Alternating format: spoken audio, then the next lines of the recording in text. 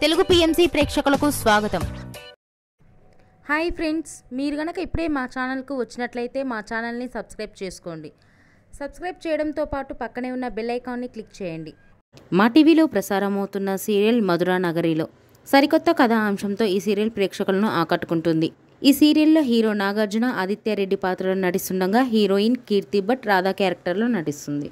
కీర్తి తన లేటెస్ట్ ఫొటోస్ని అభిమానులతో పంచుకుంది. ఆ ఫొటోస్ని మనం కూడా చూసిద్దాం.